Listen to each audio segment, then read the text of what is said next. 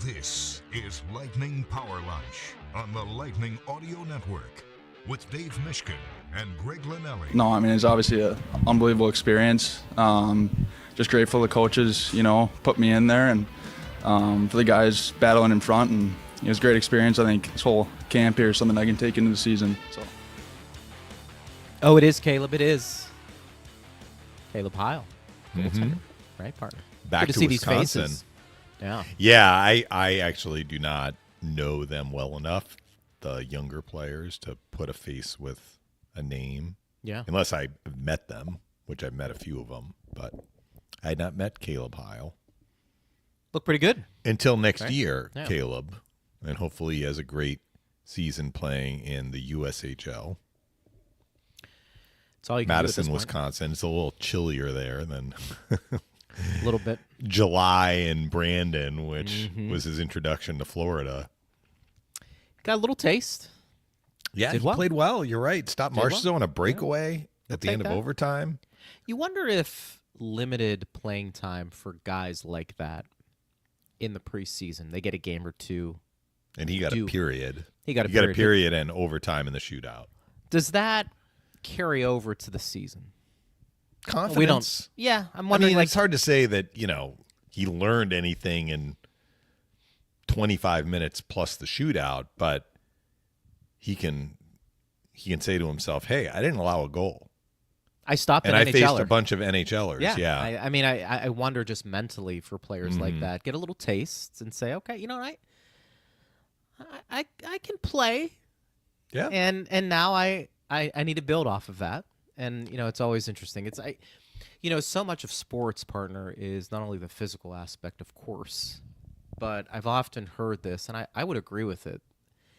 The mental component probably is what separates the amateurs from the pros, and even if you want to get more specific, like baseball, for instance, AA, AAA, getting to the big leagues, but in hockey, the AHL and the NHL, I think there is the physical component, of course, but I think there is a mental component, maybe even more.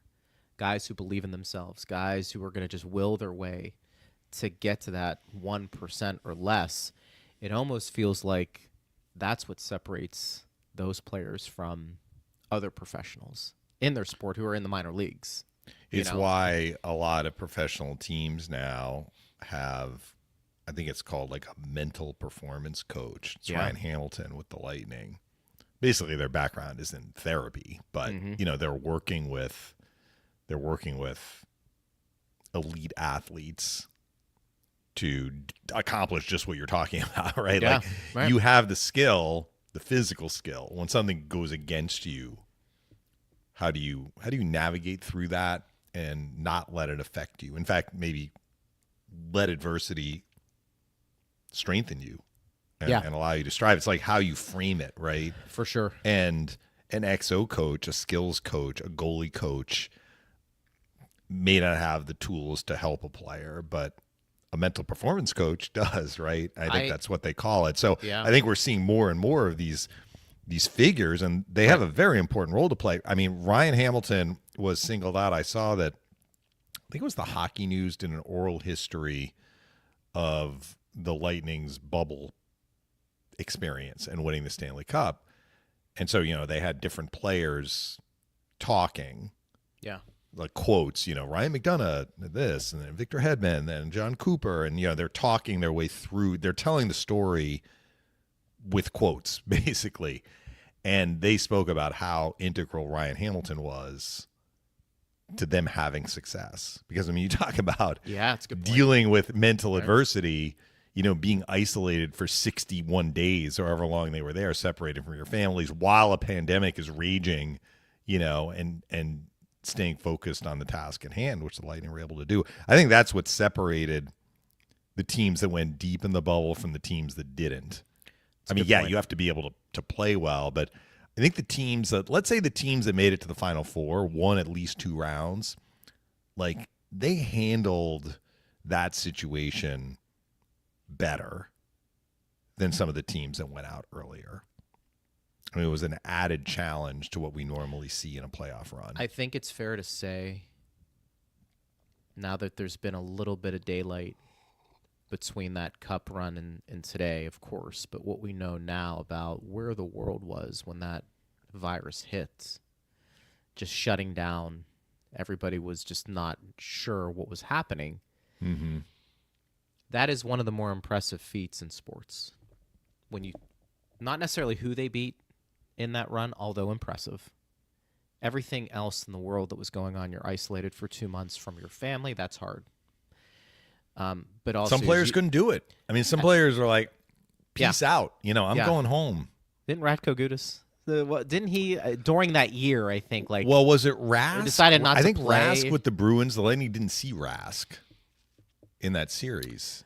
He was like, I'm gonna go home and be with my family. Yeah, I think you're right. I think there were a couple of players like that. Mm-hmm. I don't remember Gudas doing it. I think but you might be Gudas right. decided he didn't want to. He was outspoken about whether or not he should play. That was that. But because of the uncertainty with the pandemic, there was that extra layer of stressfulness. You know, you're playing a game, you're in a bubble, you're isolated, all you have are your teammates. And then, by the way, the world is dealing with something that is having huge effects on everybody. Mm-hmm. And to be able to focus and win a championship, I think, is one of the, if not the most impressive run that we have seen in our lifetime. And, you know, you can go back to the 40s or 50s, that's fine. I'm talking about the totality of everything involved. And I think we're going to look back. You mentioned the mental component of things. I think, you know, a lot of people, you hear this word often, but it's probably so true in many ways. You don't want to overanalyze things, that the players who are confident are the ones who are most successful. And they're probably also mentally tough. Mm-hmm. Because they understand that if they fail, they don't let that impact them as much. Like the great ones. I mean, go any sport, really. And every player, I think, at times will slump in their game or maybe not play well. But the ones who are consistently great, yes, they have the physical attributes, of course. But they also are mentally strong, and they are probably very confident in what they do, which is why they don't go into prolonged slumps for a long, long time. So I think it makes sense in today's game for any sport with how much these players are making, the investment teams are putting into the players, which are their greatest asset, that you wouldn't invest into somebody like that who deals more on the mental part of the game. Mm-hmm. Because It's you want those important. guys to be ready to go. You know, and the other thing, too, Dave, if I'm paying somebody $7 million a year, I'm going to do everything I can to make sure I get that return. And if that means, look, the training facilities are great. We have our own chefs. We make sure we fly first class. We're staying in some of the best hotels. Why not have somebody who, to your point, in layman's terms, is basically a therapist? I'm not always one who is rah-rah about keeping up with the Joneses. I think that can be a fool's errand sometimes in life.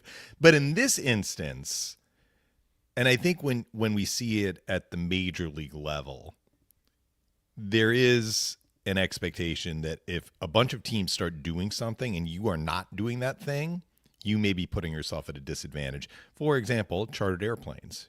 You know, when Phil was running the team and before I got to the Lightning, but like in the 90s, Lightning were one of a handful of teams that flew commercial.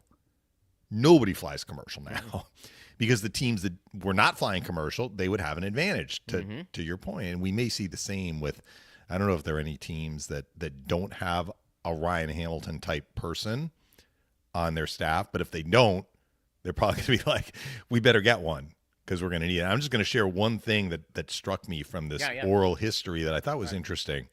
So Stamkos. So this part was publicized after the fact. So we knew Stamkos had an injury, was recovering from the injury, had a setback. Like he got on the ice just for that, you know, one game, one period, 3 shifts, scored the goal, etc. in game 3 of the final.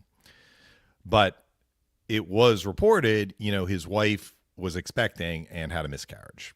So he left the bubble. I think it was fairly early, if I'm remembering right. Like, it wasn't right before he came back. So he left the bubble to be with his wife. Sure. He decides to come back. So the protocol, if you leave the bubble and then you come back, Stamkos had to spend 4 days in his hotel room isolated. Unbelievable. So basically, he was like, I'm just sitting there, like, they're delivering What am I doing? Food outside my room. Yeah. Like to get back into the bubble, to your point, like, nobody was sure exactly, like, how long you needed to isolate in case you had caught it, and they didn't want, if everybody had gotten infected, they would have had to cancel the playoff. So they didn't want to do that. So, they took great caution, but, like, so what did Stamkos contribute in terms of, like, on the ice? Yeah. I mean, he contributed greatly in game 3 and was there for his teammates. But you talk about the mental challenges of, like, I'm rehab. Right. First of all, we had this family tragedy, right? Like, sure, devastating. I'm rehabbing an injury. I don't know where that's going. And I don't know if I'm going to be able to play. I'm coming back, I'm isolating from my family, and I have to sit in a hotel room, basically quarantined for 4 days. If that doesn't take mental toughness, I don't know what does. And he wasn't the only one. Like, I think you're right. I think it was team-wide. And maybe there's a collective strength there, too, where like, you're part of a team and everyone is kind of digging in, right? What did Julian Breezeball say at the time? Like, embrace the suck or something like he said that, right? Yeah. And I think the Lightning kind of wore that as a badge of honor. Yeah, no. Anyway, looking back, they wrote that because it was kind of the 5-year anniversary. Yeah. Certainly not of them winning the cup. I remember that was September 28th because you did that very great read for the commemorative wine that is coming up. Yeah, the day that they clinched. Yeah, right. But it was some anniversary of, maybe it was going to the bubble. I don't know. It was over the summer that I saw the Hockey News had produced this. It was well done. I'm curious what our audience thinks. If you think that run might have been the most impressive, at least in our lifetime. I'd be curious to hear what our audience has to say at Bolts Radio. We do have a lot of questions to get to. Brian Engblom's coming on at 12:30. Yes. Lightning he was broadcaster. At practice today. I went over to anything new TGHI's to report? Place. Well, unfortunately, there is some new Let's stuff. get into that. And so they had the kind of the NHL, mostly NHL side on one rink, and then like the non-NHL side, I'll call it, which is a little unfair because like Peltier was on the other ice. Like he may make the team. Who knows? Stahoviak, we talked about him. He was on the other sheet. But for kind of the group, and really it was 12 forwards and 8 defensemen and 2 goalies. So we knew Vasilevsky has not been skating. I was wondering what was going on with Pontus Holmberg because he was supposed to play in the Nashville game. He took line rushes that morning in between Bjorkstrand and Gage Gonsalves. We get on the airplane, we get to Nashville, no Holmberg. That was why Cooper Flinton came in instead, and they moved Sam O'Reilly into that 1C position. Well, after an off day yesterday, no Holmberg at practice today. And Braden Point didn't skate either. So you had 3 players, Holmberg, Point, and Vasilevsky, that I would say normally would be out there under usual conditions. We knew about Vasilevsky, but these other 2 players now are not skating. There's nothing from the Lightning on this. It is likely that John Cooper will get asked. I had to come back home to do the show. We'll probably find out. It may even break while we're on the show, depending on when Coop meets with the media. I'm not sure. They may have been going out for another session because it looked like everyone went off the ice and they were going to flood the ice, and it seemed like they might go back on. So we'll see. Something to monitor. So with Point not there, Boris Kachuk basically took Point's spot with Kucherov and Gensel. And with Holmberg not there, Jack Finley took the spot that Holmberg had been on with Girgensons and Chafee. And then you had Radish with Lilleberg, because we were talking about the bottom pairing, which if we're looking at top 6, Moser, Hedman, McDonough, Chernak. You had Radish, Lilleberg, and then you had Declan Carlisle and Crozier paired together. So that's how they kind of ran the lines. But I mean, it was a working practice, right? They were working on different elements of how the Lightning want to play, but they did it with these lines intact and with the D pair, the 3 sets of D pair intact. So that's the update from this morning, at least the on-ice part. It's interesting. The injury part is you can never account for that, partner, but you can try to have the appropriate depth. Mm-hmm. And that's all you can as an And it may not be an do. injury for Point. Yeah. I mean, who knows? Maybe he's under the weather. I mean, who knows? Like, I don't want to speculate. I'm just telling you that he wasn't on the ice. And Holmberg, something happened between the morning skate on Tuesday and the time to get to the airport. And, 2 days later, he's not on the ice still. So we'll wait and see. Nick on YouTube says, other than our run, I thought the Blues run from last place to the Cup with a rookie goalie was the craziest run of all time. Fair point. Yeah, and we talked about, like, where are you at American Thanksgiving? I think it was we were into January, and the Blues were still in last place. Like, they made the coaching change. Berube came in, and sometimes that can jumpstart a team. Now, in fairness, Berube came in, and it's not like they turned it around right away, but they did turn it around, and they got very, very hot in the second half of the year and carried that right into the playoffs. Look, I think that is a I'm not discrediting that run for the Blues. I just think, if we're going to get into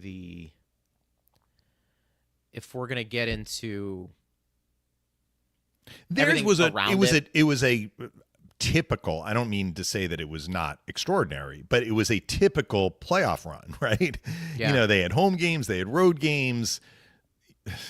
They had to win on the road, they had to win at home, they had some overtime games, they had the crowd for them, they had the crowd against them. It was typical of what you would see in a playoff run.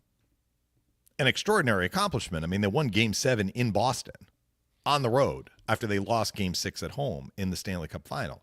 That is some kind of accomplishment to cap it off. But they were not isolated for 61 days, right? And having to go through testing and quarantine if they left. And, I mean, it was just a completely different challenge in 2020. I tend to agree. I mean, that to me, that's why I still put it, where I am. But I think that's a good point about the Blues run for sure, Nick. And welcome back, Nick. I believe Nick, Cincinnati. Remember going to school there, so we appreciate it. Thanks for tuning in. Yeah, absolutely. This one comes also from Nick, maybe a different one. He says, hey, Dave and Greg, great to have you guys back every day. I don't think this has been talked about much, but any thoughts on the new defensive coach / system? A lot of the national chatter the last few years has been about Jeff Blashill's defense and how the defense might have changed for the worse after the 2022 season. He said Sergachev mentioned something along those lines in an interview last year. Hard to argue with being top 5 in defensive categories last year, but I think it's definitely something to monitor. All right, Nick, that was a great question. It was. So I will come out and say this. I heard a lot of chatter about how Jeff Blashill was to blame while he was the associate coach for the Lightning falling in the rankings, honestly, defensively. And I was like, why are they who is singling out Blashill? Like, why him? Like, John Cooper's the head coach. Even if Jeff Blashill came up with a system, like Coop is the buck stops here, right? Like Coop has to sign off on it. Then we saw the comments from Sergachev, who, he's with a different organization. He speaks his mind, and we love to see that and hear that. And what Sergachev said was, and so Sergachev was referring to after Vegas won the Cup in 2023, which was a year after Blashill had come on board. Basically is like, we got this assistant coach, meaning Blashill, who put in the system like Vegas, and it didn't work. Basically, like Sergachev basically confirmed what kind of we were hearing, that it was kind of Blashill's brainchild.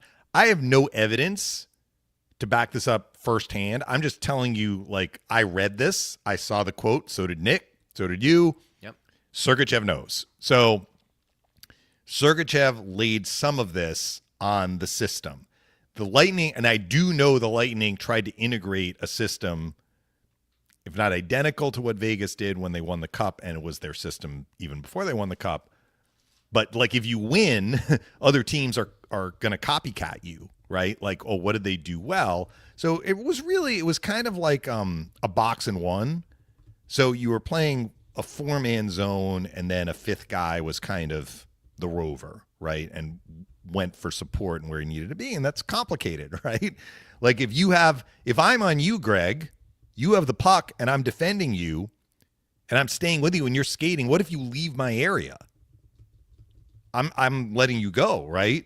Because I am supposed to stay in my area. Somebody else has to kind of pick you up. So look, it's not the easiest system. Vegas does it very, very well. And I think one reason why the Golden Knights did it so well and won the Stanley Cup, they had an extraordinary D-corps that really knew how to play this system.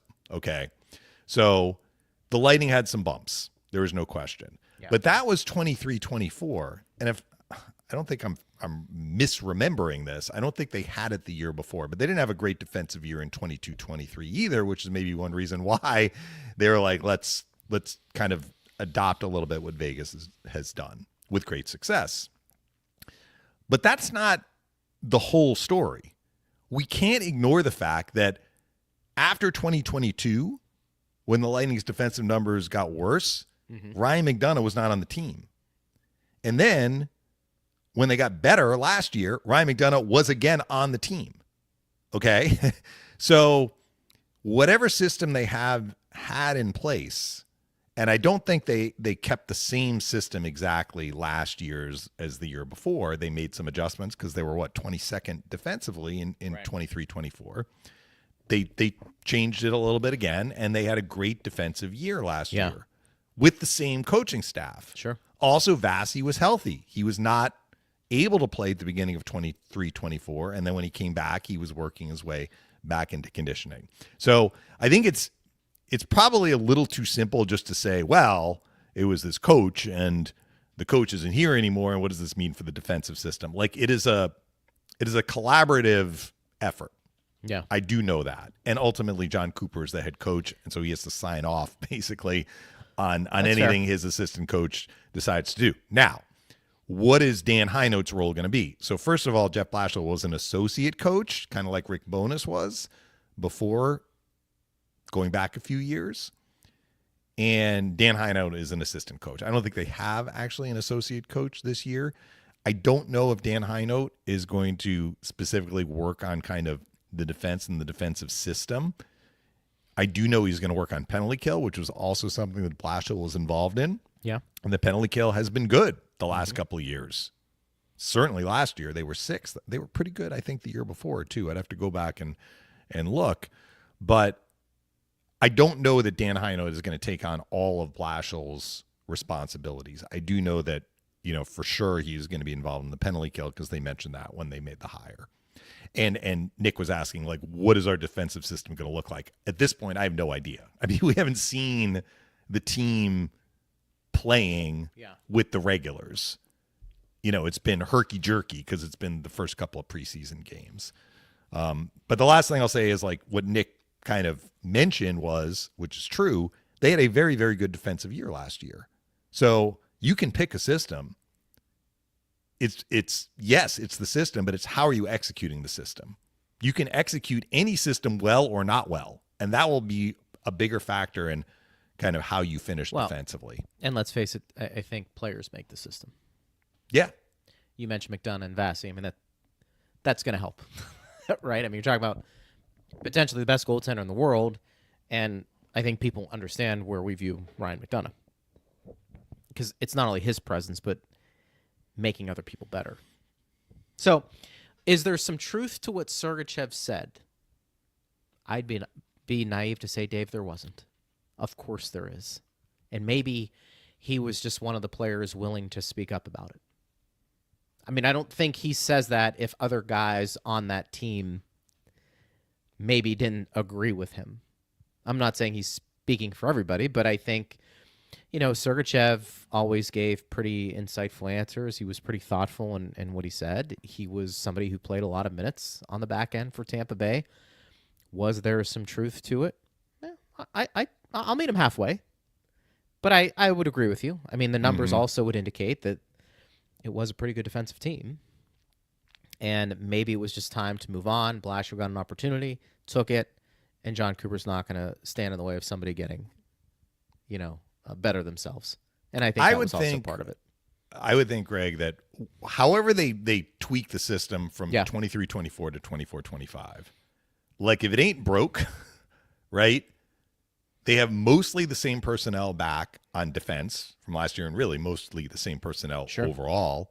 They had a very, very good defensive year last year. They were much, much better in goals against and 5-on-5 ratio. I would expect that it's going to look much the same. Yeah, I think that's fair. You get another full year of Yanni Gord, in the lineup too, who's a defensive-minded guy at times. So I think you're right. So I think there's some truth in everything, and you just have to be able to process it and speak accurately on it. I think is another way to say it. Also, too, partner. Let's get to this question. And this is from our good buddy Boomer. He said, what did you make of Roman Schmidt? Bouchard called him the most improved player of last year. I made him one of my standouts from the prospect tournament. He's a big right-handed defenseman who is physical and aggressive, but did you like the foundational skills? What do you see in his skating, his footwork, and his positioning? Might be a good question to ask Brian. Well, I'll say this. It wasn't only that Bouchard called him the most improved player. They actually had an award in Syracuse last year, most improved player. Yeah. And he won it, Roman Schmidt. So he was looking to be tough, and I don't think there's anything wrong with that in the Nashville game. He did get caught and called. By caught, I mean like the referees were like, and sent him in the box a couple of times. So it's like, the situation, watch, what you're doing when you're doing it. But there is nothing wrong with a big, strong right-handed defenseman who plays tough. I don't think that's a bad thing for the Lightning to have in their system, but this might be a good opportunity to bring in Brian, who did call those games in the prospect tournament where Schmidt played a lot more than just in that Nashville game where I saw him for a little bit. Oh, what a beautiful day behind you, Brian. Yeah, I decided to come outside, guys, because I've tried that before. I'll be in an arena and I'll do one of these and I'll think, oh, it's nice and quiet here. Next thing you know, 11 kids show up out of nowhere and everybody's screaming and, nobody can hear anything. So I came outside and I'm just taking a walk around the outside of the arena. I think I got a better chance here. So we did have a question about Roman Schmidt. Where do you see him in terms of where he fits in the Lightning organization? What were your impressions of him during the prospect tournament? I liked a lot of what he did. You guys were talking about the toughness. I heard that. Obviously, with his size, it's a factor, and it's a factor that's still useful in today's game. It's not what it was back in my era, and thank goodness for that.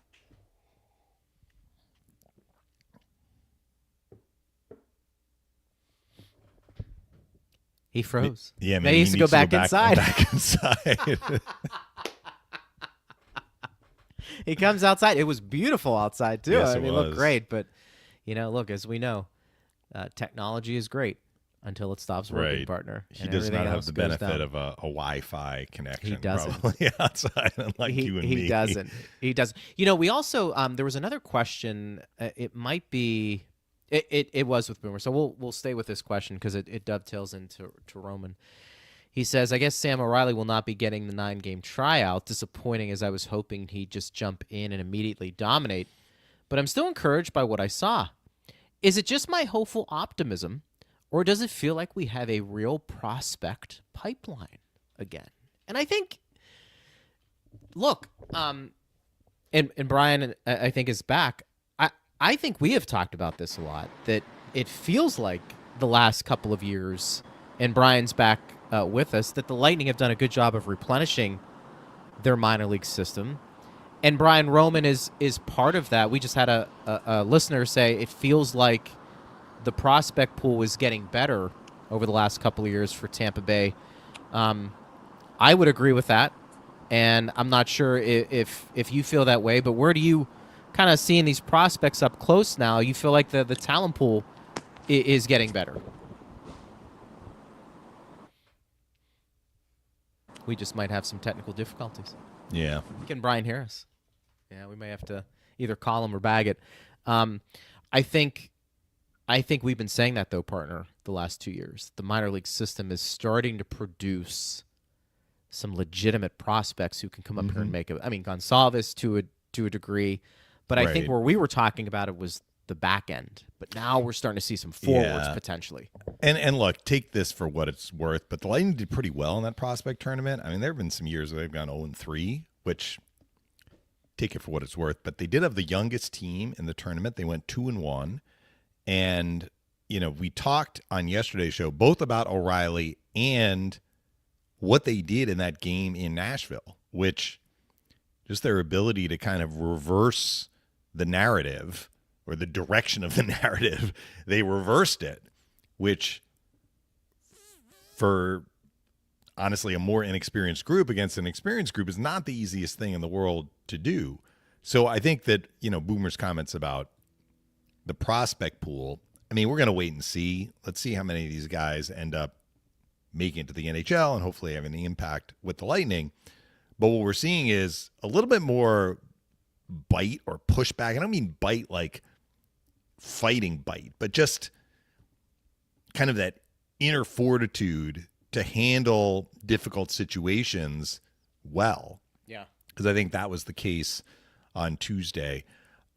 I am not surprised O'Reilly is going back to junior hockey. First of all, there's competition for maybe a couple of spots with the Lightning and forward, but it would not behoove O'Reilly to like make the team and sit most of the time, which, I mean, that's probably what we're going to be looking at. We kind of ran through the 12 forwards that we expect to play regularly, and that's without Nick Paul, who's going to be coming back, you know, not that far down the road.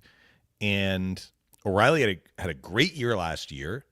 His junior team won the Memorial Cup. He's going to be a leader on the team this year. He's going to play a lot. You figure he's going to go to the World Juniors.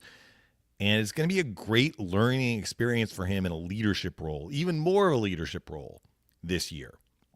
So I thought he had a good game on Tuesday, and we talked about that. I think he is a very smart player with a high hockey IQ, did not look overwhelmed in the situation that he was in. He has good offensive instincts. He scored on a nice tip. He fit right in on the top power play unit. Yes, all of that is very, very positive. Yeah. But it would be very unlightning-like for them to be like, we absolutely love this guy. Let's keep him for 9 games and at the, you know, maybe expense of his own development and maybe at the expense of somebody else who would otherwise earn a spot. And I think it's not surprising to me that they sent him back to junior hockey. Now, could he have gotten another game maybe this weekend? Possibly. But unless I'm mistaken, the Lightning did release the 10 players they released yesterday, and one was on a tryout. So the 9 contracted players or players that they have, you know, in their system that they returned were all amateur eligible, whether it was OHL, the Q, WHL. Heil went back to his UCHL team. Like, I don't think the Lightning, I think everybody left in camp is basically on track to be a pro player. I may be wrong about that, but if I'm wrong, it's only maybe 1 or 2 players. So if I'm not wrong about that, it would make sense. It's like we're going to send the amateur guys back, and that includes O'Reilly because he's 19. Yeah.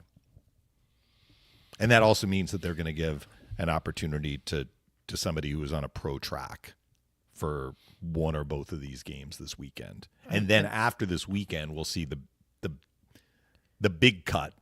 Yes. As the Syracuse team will branch off, go to Syracuse and start training camp, their own training camp. Anthony says, back to our favorite power play topic. I'm okay with the new setup. Point can create some space and time with his legs, but in my mind, the biggest problem was screening in front of the net. Like I was saying last year, they can't just force goals under any conditions if they don't screen goalies. Kucherov had his typical power play goals drop because of Gensel positioning, and it's harder for Hetty too. Look at Makar. He's not blasting it ever. Rad has scored like 2 career goals with his famous slap shot. Gensel needs to be in charge, needs to change his positioning if you're planning to beat Bob. So I remember your comments from last year, Anthony, and we had some spirited discussions about it. All right. Anthony feels very, very strongly about this. And it's not that Jake Gensel does not screen the goalie. I mean, Jake Gensel at times will go to the front of the net. And I think if we look back at his goals last year, or the power play goals the Lightning scored, there were some where he was screening. But Anthony's point overall, I'm disagreeing with his conclusion, but the way he laid it out, Gensel often is at the goal line extended as an outlet option for Kucherov. Understanding that Kuch was very frank about saying we didn't get it done in the playoffs, and Anthony mentioned Bob. So against Florida, the Lightning did not have a good year in the power play, either in the regular season or in the playoffs. So you might just say, that's enough evidence, case closed. Yeah. I rest my case. I will point out that Bjorkstrand was not available for any of those games because I think they'd finished their regular season series with Florida before he arrived, and then, of course, he didn't play in the playoffs. So they were missing a guy that may be a key piece. All I'm going to say, kind of in defense of the way the Lightning ran it last year, is this, Anthony, and I think I said this last year. The power play was a top 5 power play in the NHL, and Jake Gensel led the NHL with 17 power play goals.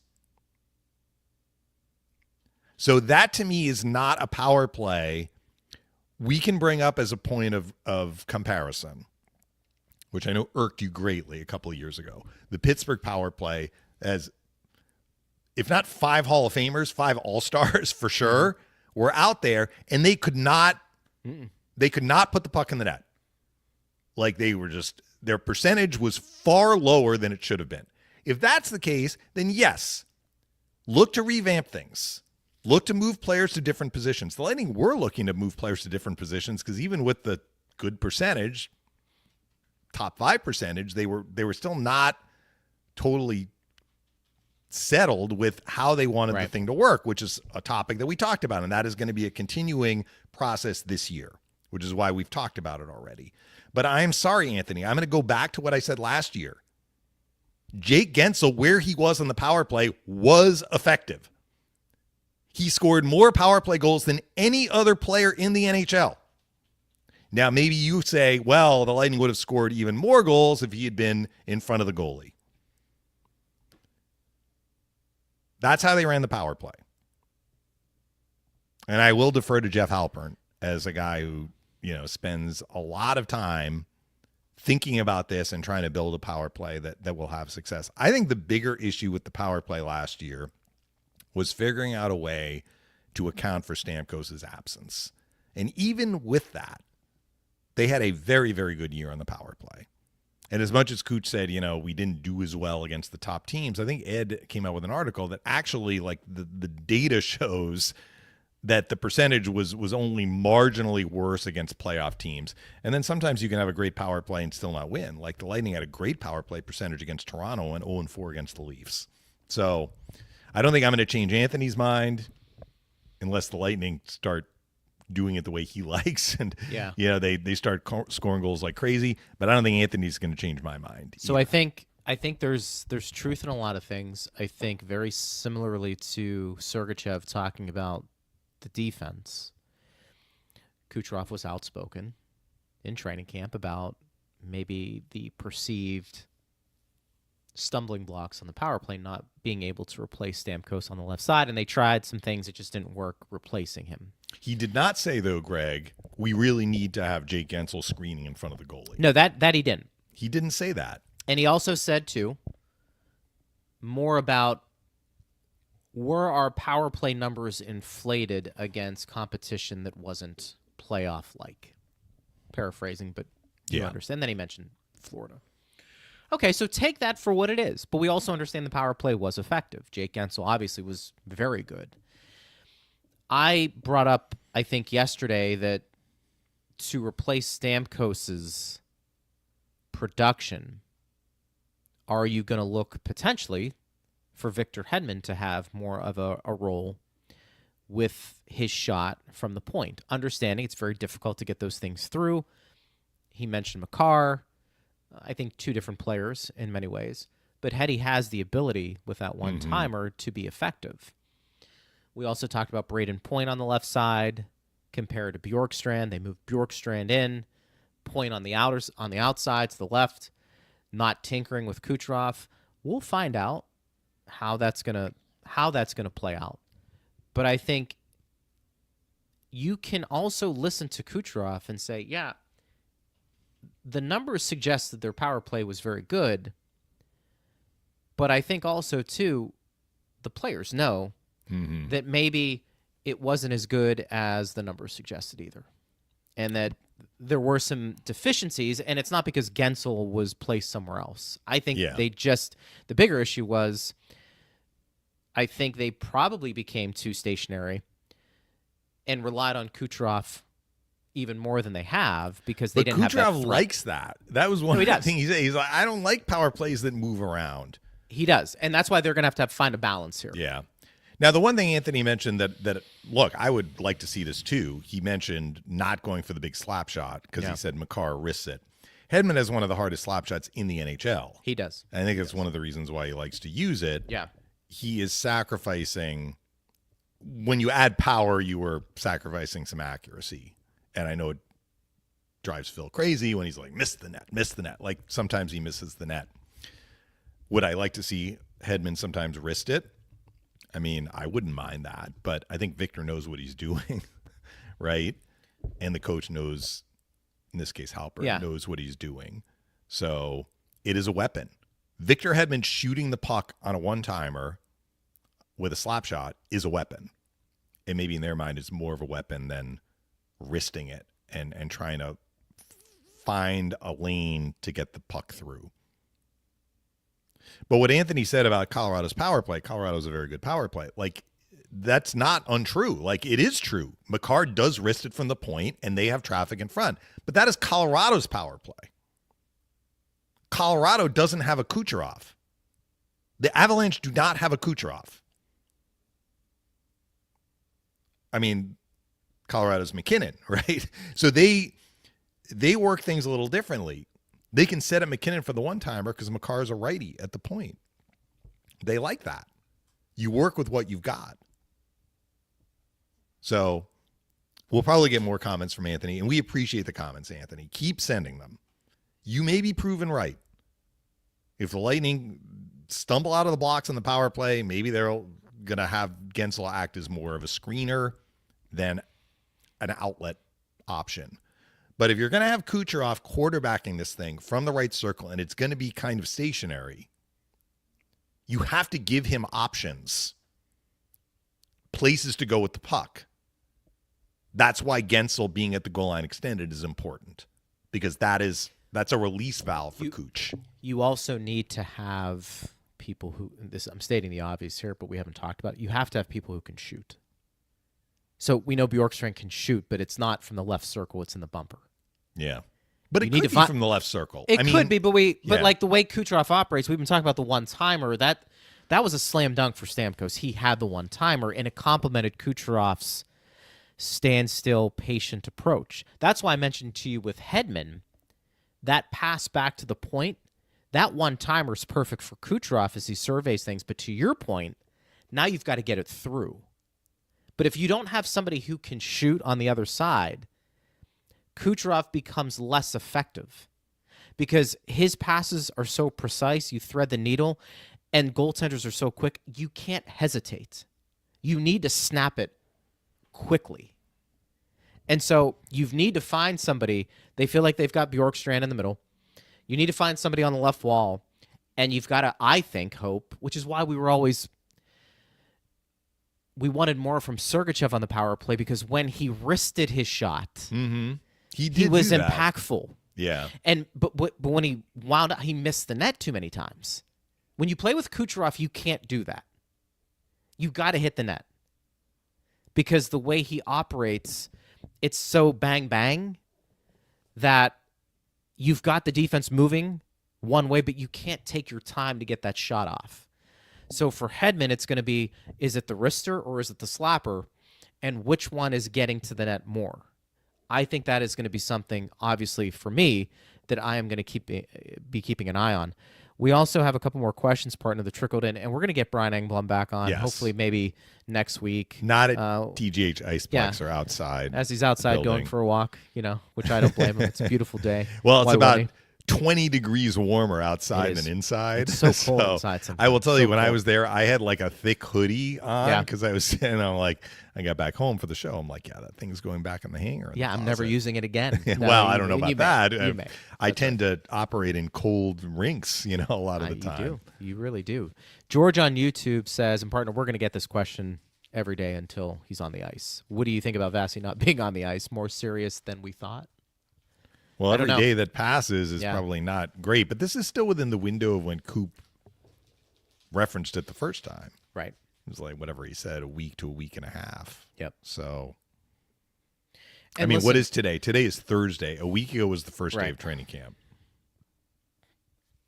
So, kind of like how you were talking with some of, I think we were talking about off the air, with some of these players who potentially could be banged up here in training camp. It stinks if that is the case, and maybe they do miss time early on in the season. But would you rather miss time early or late in the season? Mm-hmm. And it doesn't look like it's anything too debilitating for Vasi. Where they feel like, look, take this time. Let's make sure whatever you're dealing with is healed, and you'll be ready to go and, play X amount of games for the Tampa Bay Lightning. But I think now is the time to take a cautious approach. Would you not agree? I mean, why? There's no reason to rush back if there is an ailment that is causing him some discomfort. And I would say that probably with any player. Now is the time to, you don't want to miss any time, but I'd rather miss time at the beginning of the year than late in the year. Mm-hmm. So we're going to get that question tomorrow. Yeah. And the next I mean, at some point, you figure the Lightning will address it. Particularly if we get toward the end of training camp and if he's still not on the ice. The end of training camp, for sure, because then, you have to be, pretty upfront with, okay, look, he hasn't played at all. What are you doing? By the way, it was Johansson and Halverson in the two nets on the NHL side of the ice, if we're going to call it that. Yeah, this good morning. To know. Dave on YouTube says, I think the power play struggles with penalty kills that anticipate. Let me read that again. I think the power play struggles with penalty kills that anticipate the play rather than act reactively. The Panthers are a notable example of this. Not having a trigger man on both sides make things tough. Well, I agree with that. I think that's why the Lightning are looking to have a trigger man on both sides. So we've seen effective penalty kills against the Lightning that are super aggressive. Maybe that's what the fan is talking about. And we have seen effective penalty kills against the Lightning that are the exact opposite, where they're not aggressive at all. They let the Lightning have the puck, but they are just concentrated with packing it in and not letting a puck get to a dangerous area in front of the goalie. Both can work well and both cannot work well. It comes down to execution. If you are going to be aggressive, it is kind of like blitzing the quarterback. And maybe you don't blitz on every down, right? Sure. But you have a chance to get there, you go for it, and you better get there, or else you're going to be out of position. The packed-in approach, you're kind of like saying, all right, Kucherov, not too much dispute that you are the best playmaker in the world. And we are going to give you the puck and give you time to look things over.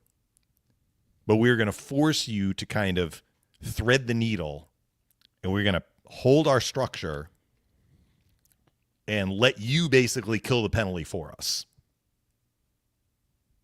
But if you don't hold your structure, Kucherov can pick you apart because you aren't pressuring him. That's what I would do. You would do the pressure, or you would do the pack it in? I would do the pack in because I feel like at this point, I'll take my chances with you, maybe not shooting when you should, and trying to thread the needle more, and me blocking shots when it is shot, compared to me running at you, where you're great at those touch passes. All it takes is for you to read that play accurately, and all of a sudden I've got an odd man advantage down low, and it's Jake Gensel to point, or it's Gensel to Bjorkstrand, or Hedman coming down the slot. Easier said than done, of course. Mm-hmm. But I would probably, that's what I would do. I mean, I don't know why you would pressure Kucherov. Well, I think a great example, and it didn't work for the Lightning against Florida last year, for sure. They had a bad series on the power play, and it really hurt them. But go back a few years, and, Carolina probably has the most aggressive penalty kill in the NHL, and they have been, if not number one or number two in the penalty kill, going back to, I don't even know how many regular seasons in a row. Yeah. But in the playoffs, at times, their penalty kill struggled, and it did struggle the year that the Lightning played the Hurricanes in 2021. And one reason why the Lightning won that series, and they won it pretty convincingly in 5 games, Kucherov picked apart the Carolina penalty kill because they were aggressive. And he was able to make plays before they could get to him. I mean, that's simplifying it. He wasn't the only one involved in some of the goals the Lightning scored in the power play. But that is the risk you run. Now, on the other hand, if you do it like Florida did last year in the playoffs, and I don't think they're quite as aggressive as Carolina, but they pick their spots. And it's like Kucherov bobbled the puck just a bit, guy was on him, right? Or they were big with the hurries. That's a stat in football, hurrying the quarterback. So if Kucherov is hurried, does get the pass off, but whoever is receiving it, Florida's anticipating and getting there. And now that guy has a hot potato, right? That's where an aggressive PK, when it's working well and in sync, can really be beneficial. But the downside is that you are putting yourself as a penalty killer potentially out of position. It's a tug of war like anything else. Like it is. So kind of what I was saying about defensive system. It's less about the system and more about how are you executing it. I also and give Florida played championship level hockey throughout the playoffs last year. They did it not just to the Lightning, they did it to the other teams they saw as well. Sorry. No, speaking about the Panthers, before I want to make my point here, Steve just texted us. Barkov left midway through practice with an apparent right leg injury. He was helped off the ice by a pair of staff members. Keep an eye on that. And they haven't even played really any of their NHL regulars so far. I mean, they've fit the minimum requirement in, I guess, these games. Like, guys have enough experience. But when we were in Nashville, so I saw Sean Henry, who used to be with the Lightning. He runs the show in Nashville. I saw him before the game because they play a doubleheader every year with the Panthers right at the beginning of training camp. So they alternate the location from year to year. So this year it was in Nashville. So they played a game at 2, and then they played a game at 6. And Nashville won both. And he's like, Florida didn't even bring a lot of AHL guys. Like, I don't know who they have in camp in the first week. I haven't really paid attention to them because we're not going to see them until next week, and they will be making cuts like the Lightning. So their minor league team can kind of get started on things. But according to Sean Henry, like, Bill Zito called him weeks ahead of time. It was like, just so you know, we're not really bringing any of our regulars and even some of our depth guys for this doubleheader as a courtesy, right? I mean, that's their prerogative to do that as long as they kind of check the boxes for number of players with X number of NHL experience, et cetera, et cetera. So last night, Florida played in Carolina, and I was looking at Florida's roster, and it was like they were more recognizable names, but like Tyler Mott played. Yeah. Like, I don't think Tyler Mott is necessarily slated to make the Panthers this year, but he has NHL experience, so he can, fulfill a requirement to play in a preseason game. They are letting their main guys basically, has Kucherov played? Has Point played? Has Gensel played? Has Hedman played? So, the Lightning are in the same boat early in preseason, but the Panthers have really let their main guys just not have to worry about these early games. Makes sense. But here you are. They're trying to practice, preserve. I get it. Barkov gets hurt. Kachuk's already going to miss half the season. Listen, I'm not sure if it's exactly going to be that, but there's probably not. You can never be sure that resting players at this time is going to lead to the right decision down the road. Because great injuries can happen anywhere. We've seen that. I mean, obviously. I think when you have long playoff runs, I don't disagree with that. Mm-hmm. And looking at preseason and training camp the way you would. Last point on the power play that maybe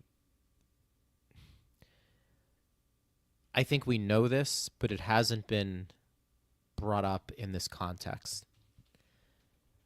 The other option about this power play, if you were trying to overcome the loss of that one-timer from Stammer, moving Bjorkstrand away from the wall and into the bumper place, and moving Point on the far end, is that maybe having Point on that opposite end, you have a playmaker there who also can get a one-timer over to Kucherov. Mm-hmm. Sure. And now you're talking about him more of a shooter than a facilitator. And now Stamkos did that sometimes too. Like He they did. go back and forth across the green. He did. Or And through while the seam. Yes. And while maybe Point doesn't have Stamkos' shot, we know that. He's a good passer. And so maybe some of the thinking is, all right, are we going to sacrifice maybe not having the elite of the elites on that left wall as a shooter to take that cross-ice pass? But can Point also facilitate it over to Kucherov for his elite one-timer? Because I think you and I would agree. Mm-hmm. I think his passing, a lot of people look at that, and initially they'll say better passer than shooter. But I think we have watched Kucherov over the years and have said, maybe he looks to pass first, but his shot is elite. Yeah, And he likes the one-timer, though. It is rare, not, never, but it is rare to see Kucherov with the puck in his blade and he just, basically wrists it or slaps it. He likes to take the one-timer. And you'll see it, too, from, Hedman, the one-timer. Mm-hmm. But for Hedman, it has to come for a one-timer from the other side. It does. If it's coming from Kucherov, he's not really in a position. The puck's coming across his body. No. I meant more Kucherov taking the pass from Hedman on the one-timer. That's what I mean. Kucherov to Hedman, back to Kucherov, yes, and then there's the one-timer. I would look this year. This is a early prediction. I think Kucherov becomes more of a shooter, more in the one-timer space. And there's that potential to have Hedman and Point being the ones that feed him for that, as opposed to seeing more goals populate from his pass-first mentality. Just a guess, but that's another way you might be able to fill that void. You just have to might use the guy who's usually the facilitator as the one who's the scorer, and he can do both. But let's see what happens. I think it's a work in progress, as Mish mentioned, and we're going to see how it all plays out. But I'll be curious to see how it'll transpire. All right, so we've got a game tomorrow. Yep. And you and I will still be doing the show noon to 1. And the Lightning getting into that second week of preseason games, and we'll know more about this team. Yeah, after Saturday, I think we'll have we're a going better to see feel. at least some. We'll call them high-end regulars. Like Yes. if we're talking about top 6. I mean, Moser play, but top 6 forwards, top 4D. We're going to see some of them playing this weekend, I bet. Correct. See how it plays out, but we will have all the coverage for you from a game perspective, but also listen to us tomorrow noon to 1. Keep those questions coming in because we do get to all of them, most of them. And we apologize for the technical difficulties with Brian, but we'll look to have him on hopefully soon to get his analysis and kind of move forward with that. Partner, great job. You too. As always, and I will talk to you tomorrow. Thanks to Steve Versnick and Jared Johnston, who helped put on this broadcast. Thanks to everybody who listened. We always appreciate you guys. I am Greg Linnelli. You've been listening to Power Lunch on Lightning Radio.